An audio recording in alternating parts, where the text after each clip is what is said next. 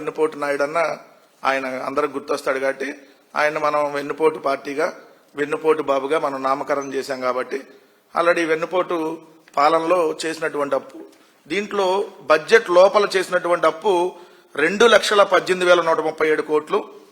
ఏదైతే కార్పొరేషన్ ద్వారా చేసిన అప్పు 1,20,524 కోట్లు. రాజధాని పేరుతో చేసినటువంటి అప్పులు 47,687 కోట్లు. అంటే మొత్తంగా ఈ 26 నెలల కాలంలో చంద్రబాబు నాయుడు గారి ప్రభుత్వం చేసినటువంటి అప్పు 3,86,348 కోట్లు. అంటే నెలకు ఎంత చేస్తా ఉన్నారు అప్పు? 14,859 కోట్లు చేస్తున్నారు నెలకి. రోజుకి 495 కోట్లు. అంటే ఒక్క రోజు ఈ వెన్నుపోటు ప్రభుత్వం చేసేటటువంటి అప్పుతో ఒక్క మెడికల్ కాలేజ్ కట్టేయచ్చు. ఒక్కరోజు చేసేటటువంటి అప్పుతో అంటే రోజుకు 495 కోట్లు, గంటకి 20,68 లక్షలు. మరి ఇంత అప్పు చేసి ఏం చేస్తా ఉన్నారంటే మాత్రం సమాధానం లేదు. ఆడబిడ్డని ఇవ్వడానికి 1,500 డబ్బులు లేవు. ఏదైతే నిరుద్యోగ వృత్తి ఇవ్వడానికి 3,000 రూపాయలు ఇవ్వడానికి డబ్బులు లేవు. ఒక్కటంటే ఒక అభివృద్ధి కార్యక్రమం చేయడానికి డబ్బులు లేవు.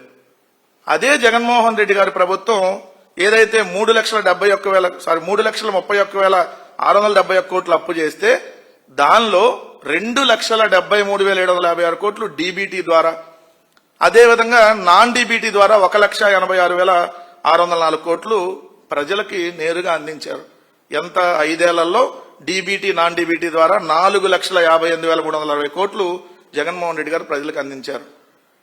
దాంతో పాటు 15,004 గ్రామ వార్డు సచివాలయాలు, 10,778 రైతు భరోసా కేంద్రాలు, 10,000కు పైగా హెల్త్ క్లినిక్లు, 10,000కు పైగా డిజిటల్ లైబ్రరీలు, 38,000 స్కూళ్లు నాడు నేడులో ఏదైతే కార్పొరేట్ స్కూల్ లాగా 2 దశల్లో తీర్చిదిద్దటం, 4 పోర్టులు, 10 ఫిషింగ్ హార్బర్లు, 6 ఫిష్ ల్యాండ్ సెంటర్లు, 17 ప్రభుత్వ మెడికల్ కాలేజీలు, అదేవిధంగా ప్రభుత్వ ఆసుపత్రుల్ని నాడు నేడులో భాగంగా కార్పొరేట్ ఆసుపత్రులాగా తయారు చేయటం, Uddanam kidney research center hospital, Vijayawada కృష్ణానదికిలో రిటైనింగ్ వాల్, నెల్లూరులో సంగం బ్యారేజీ, కొత్త అంగన్వాడీ కేంద్రాలు, పాల సేకరణ కేంద్రాలు, ఇలా గ్రామ గ్రామాన అభివృద్ధి, ఇంటింటికి సంక్షేమం అందిస్తే జగన్మోహన్ రెడ్డి గారు ఇప్పుడు ఈ వెన్నుపోటు పార్టీ ఈ అప్పులు చేసి, అంటే ఈ 2 సంవత్సరాల్లో ఏదైతే 3,86,345 కోట్లు అప్పులు చేసి ఏం చేస్తా ఉన్నారనంటే విస్తుపోయేటటువంటి వాస్తవాలు బయటకు వస్తాయి. ఇప్పుడు మనం చెప్పే మొత్తం వాళ్ళు ఏం చేశారు, ఈ డబ్బులతో ఎంతగా దోచుకున్నారు, ఎంతగా దుబారా చేశారంటానికి ఒక్కసారి మనం చూస్తే ఈ వెన్నుపోటు బాబు టెంపరీ కరకట్ట కొంపన ఒకటి ఉంటుంది. సారీ ఏమనుకోవద్దు, ఎందుకంటే కొంప అంటేనే వాళ్ళకి అర్థమైద్ది, మన ఇల్లు అంటే వాళ్ళకి అర్థం కాదు. వాళ్ళ ఇళ్ళకి వెళ్ళి ఫోన్ చేసి కొంపకొస్తున్నానని ఫోన్లు చేస్తూ ఉంటారు వాళ్ళు. అందుకనే వాళ్ళకి వాళ్ళ భాషలో వాళ్ళకి అర్థం కావాలి కాబట్టి కరకట్టలో ఉన్నటువంటి టెంపరీ కొంపకి ఈ 26 నెలల్లో చంద్రబాబు నాయుడు గారు పెట్టినటువంటి ఖర్చు 3,44 లక్షలు. ఇది ప్రభుత్వ సొమ్ము. 3 జీవోల ద్వారా, ఒక జీవోలో 1,44 లక్షలు, ఇంకో జీవోలో 1,05 లక్షలు, ఇంకో జీవోలో 95 లక్షలు. సో మొత్తంగా 3,44 లక్షలు ఏదైతే టెంపరీ కొంపకి ఖర్చు పెట్టాడు 26 నెలల్లో. ఎవరు హెరిటేజ్ డబ్బులు కాదు, మనం పన్నుల ద్వారా కట్టినటువంటి డబ్బు, లేదంటే ఇప్పుడు ఈ అప్పుల్లో తీసుకొచ్చినటువంటి డబ్బులు. మరి టెంపరీ కొంపకి అంత ఖర్చు పెట్టారంటే పర్మనెంట్ కొంప కడుతున్నాడు కదా ఒక రాజమహల్ 5 ఎకరాల్లో, మరి ఇప్పుడు దానికి ఎంత ఖర్చు పెడతాడు రేపు? ఇదొకటి. 2, ఈ కొంపకి వెళ్ళేటటువంటి దారిలో ఏదైతే 1 కిలోమీటర్ డెకరేషన్ లైట్లు పెట్టడానికి, అంటే ఈ వెన్నుపోటు బాబు ఇంటికి వెళ్ళేటప్పుడు డెకరేషన్ లైట్లు బాగా అద్భుతంగా పెట్టడం కోసం 5,40 లక్షలు ఏదైతే ప్రభుత్వం నుంచి జీవోని రిలీజ్ చేసుకొని ఖర్చు పెట్టారు. సరే, ఈ కరకట్ట కొంపకి ఎంతంటే ఈయన ఢిల్లీ పోతా ఉంటాడు ఇప్పటికో 30-40 సార్లు. ఢిల్లీ వెళ్ళినప్పుడు ఆ ఢిల్లీలో ఉండటానికి బంగ్లాలో ఒక మీటింగ్ హాల్కి 67 లక్షలు, బంగ్లా మరమ్మతుల కోసం 6,51 లక్షలు, మొత్తంగా 7,18 లక్షలు ఏదైతే ఢిల్లీలో వెన్నుపోటు బాబు బంగ్లా ఖర్చులు. ఇప్పుడు ఢిల్లీ కొంప, ఇక్కడ కరకట్ట కొంప రెండిటికి కలిపితే 15,98 లక్షలు, అంటే దాదాపుగా 16 కోట్లు ఇప్పటికే ప్రభుత్వ ధనాన్ని ఖర్చు పెట్టినటువంటి పరిస్థితి. అదేవిధంగా మనకు 3 సీఎంలు ఉన్నారు కదా రాష్ట్రానికి. ఒక ఆయన పావు సీఎం, ఇంకో ఆయన పావు, ఇంకో ఆయన సగం సీఎం. సో 3 నీకు తెలుసు కదా, ఒక ఆయన సీఎం, డీసీఎం, షాడో సీఎం, 3 సీఎంలే కదా. మరి వీళ్ళకి మరి బుల్లెట్ ప్రూఫ్ వాహనాలు కావాలిగా 3కి. అందుకని కొత్తగా ఉన్నారు 10. ఈ వాహనాలకు అయినటువంటి ఖర్చు 9,20,00,000. మరి ముగ్గురు హెలికాప్టర్ విమానాలు మనం ఎక్కితే దిగితే హెలికాప్టర్ ఒక పక్క హెలికాప్టర్ ఉండాలి, అక్కడే విమానం దిగితే హెలికాప్టర్ రెడీగా ఉండాలి. అందుకని ముగ్గురికి హెలికాప్టర్లకి విమానాలకి ఏడాదికి పెడుతున్నటువంటి ఖర్చు 54,63,00,000.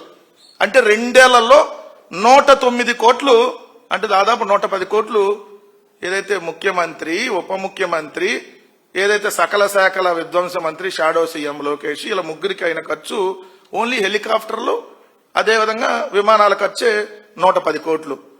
వీళ్ళకు పత్రికలు ఉన్నాయి కదా, ఏదైతే రామోజీరావు పత్రిక, ఆయన చచ్చిపోయాడు కదా, ఆయనకి ఒక తద్దిన సభ పెట్టారు, దానికి 10 కోట్లు. ఏది ఆంధ్రప్రదేశ్ రాష్ట్ర ప్రభుత్వం ఖర్చు పెట్టినటువంటిది 10 కోట్లు. ఇప్పుడు నారా భువనేశ్వర్ గారు ఒక సభకు అటెండ్ అయ్యారు, దానికి 5 కోట్లు, నారా బేరీ సభ దాని పేరు. అలానే అమరావతి ఆవకాయ అని ఒక ప్రోగ్రాం పెట్టారు, దానికి 5 కోట్లు.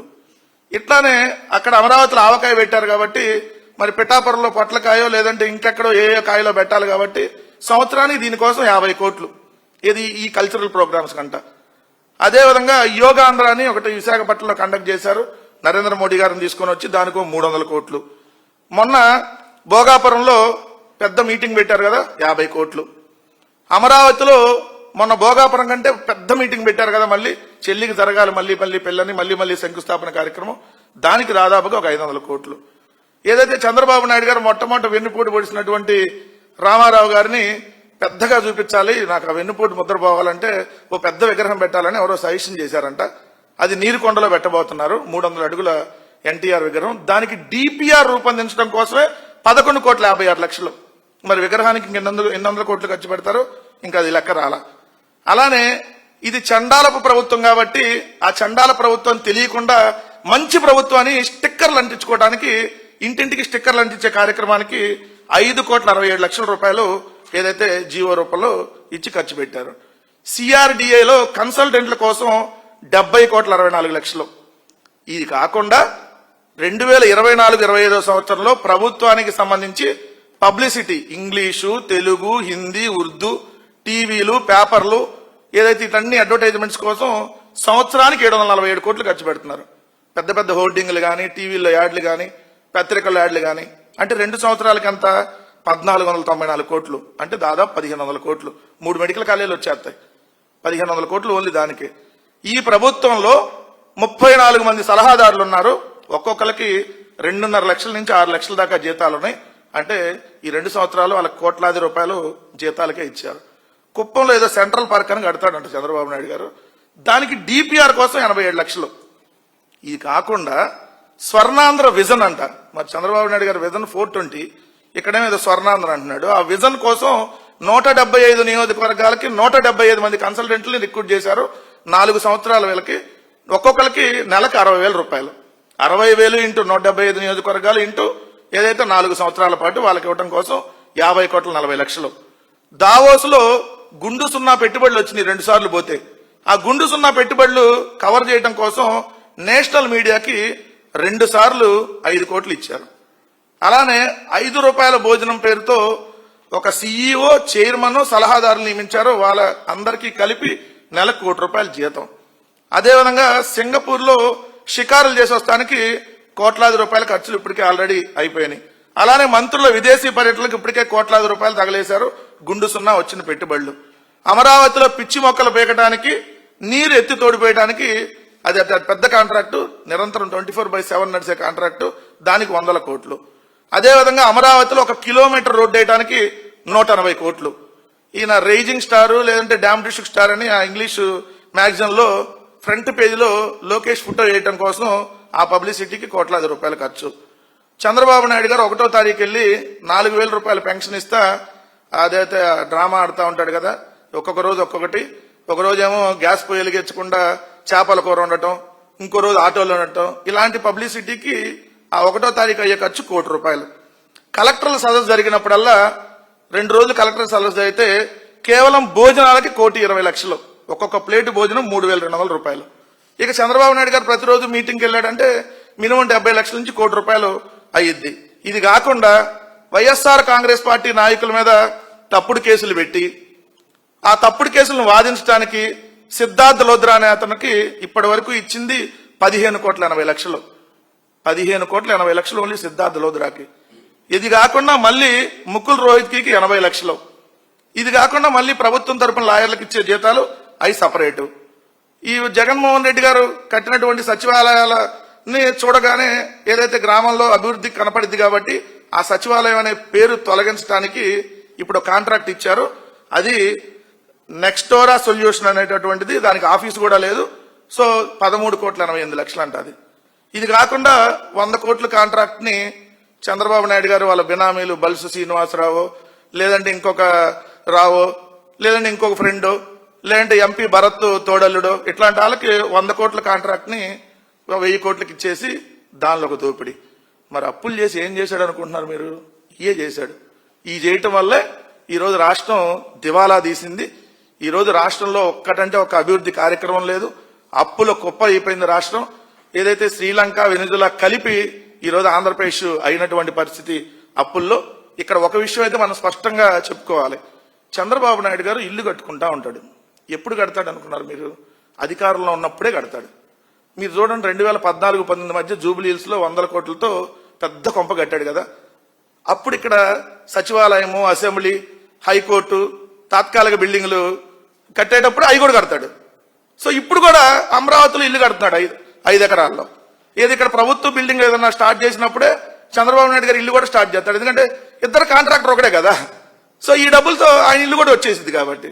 సో ఇది తప్ప చంద్రబాబు నాయుడు గారు ఏమన్నా చేసింది ఉందా అంటే ఏం లేదనేదే స్పష్టంగా ఈ పరిపాలనలో కనపడతా ఉంది. ప్రజలకి పూర్తిగా వెన్నుపోటు పొడిచేశాడు చంద్రబాబు నాయుడు గారు. ఒకళ్ళిద్దరికి మాత్రం చంద్రబాబు నాయుడు గారు వెన్నుపోటు పొడవల. తెలుసు కదా, ఆయనకి బెయిల్ ఇచ్చినటువంటి వ్యక్తులకి వెన్నుపోటు పొడవల. సో వాళ్ళకి మాత్రం మంచి పొజిషన్ లో తీసుకెళ్లి పెట్టాడు. మిగిలిన అందరికీ వెన్నుపోటు పొడిచాడు అనేది మాత్రం వాస్తవం.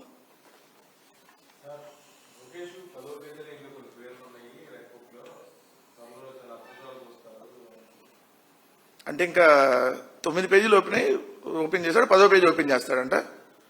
9 పేజీలకే ఈ రాష్ట్రంలో ఎంత దారుణంగా పరిపాలన ఉంటే ఇంకా పేజీలు ఓపెన్ అయ్యే కొందుకు ఇంకా ఎంత అరాచకం జరగబోతుందో చెప్పకనే చెప్తున్నాడు. అంటే ఇంకా ఈ 2.5 ఏళ్ళు ఇంకా అరాచకం పేట్రేగిపోయిద్దని సాక్షాత్తు ముఖ్యమంత్రి కొడుకే చెప్తున్నటువంటి పరిస్థితి. ఒకటైతే చెప్తున్నా, తొందరగా పేజీలన్నీ తెరిచేసుకో. ఎందుకంటే ఇంకా 2.5 తర్వాత నువ్వు తెరవటానికి ఉండదు, మూయటానికి ఉండదు. ఎందుకంటే నువ్వు ఈ రాష్ట్రంలో ఉండవు కదా, పారిపోతావు కదా. సింగపూర్ లో శాశ్వత నివాసం ఆల్రెడీ కట్టుకున్నట్టున్నారు. తండ్రి కొడుకులు ఇద్దరు ఏదైతే రేపు ఓడిపోగానే ఇంకా అక్కడికి పారిపోవటం. అందుకనే నువ్వు ఎన్ని పేజీలు ఉంటే అన్ని పేజీలు తొందరగా ఓపెన్ చేయి. నీ పేజీలను చూసి ఇక్కడ ఎవడో భయపట్లా, నీ పుస్తకాన్ని చూసి ఎవడో భయపట్లా. సో నువ్వు తొందరగా ఓపెన్ చేసుకోకపోతే మళ్ళీ ఎక్కువ పేర పెట్టుకున్నావు అనుకో, తర్వాత ఓపెన్ చేయడానికి ఏముండదు. అదైతే స్పష్టంగా లోకేష్ చెప్పదలుచుకున్నాం.